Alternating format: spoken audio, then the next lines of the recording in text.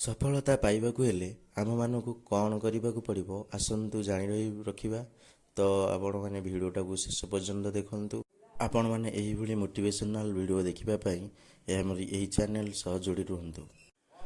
ଆମକୁ ସଫଳତା ହେବା ପାଇଁ କ'ଣ କରିବାକୁ ପଡ଼ିବ, ଯେପରିକି ଆମେ ଯେଉଁ କାର୍ଯ୍ୟ କରି ସକ୍ସେସ୍ ହେବାକୁ ଚାହୁଁଛେ ସେହି କାର୍ଯ୍ୟ ପ୍ରତି ଆମର ଦୃଢ଼ ଏବଂ ନିଷ୍ଠାର ସହ କାର୍ଯ୍ୟ ଶିକ୍ଷା ଲାଭ କରିବା ଦରକାର ଏବଂ ଆମେ ନିଜ ଉପରୁ ବିଶ୍ୱାସ ରଖିବା ଦରକାର ଯେ ହଁ ମୁଁ ସେହି କାର୍ଯ୍ୟ କରିପାରିବି, ମୁଁ ଏହି କାର୍ଯ୍ୟ କରିପାରିବି ଏବଂ ମୋର ସ୍ୱପ୍ନ ପୂରଣ କରିପାରିବି।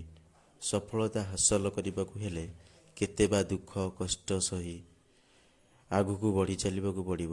ତ ଆମେମାନେ ଯଦି ଡରି ଆମ ଲକ୍ଷ୍ୟକୁ ବଦଳାଇ ଦେବା ଏବଂ ନିଜର ମନର ବଳକୁ ଭାଙ୍ଗିଦେବା, ତେବେ ଆମେ ଆମର ଲାଇଫ୍ର ସ୍ୱପ୍ନ ଲାଇଫ୍ର ଏମ୍ କେବେ ବି ପୂରଣ କରିପାରିବା ନାହିଁ।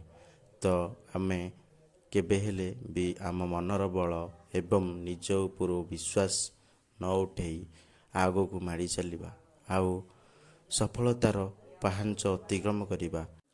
ତେଣୁକରି ଆମ୍ଭେମାନେ କଷ୍ଟ କରି ଚାଲିବା, ଦିନେ ନା ଦିନେ ସଫଳ ନିଶ୍ଚିନ୍ତ ମିଳିବ।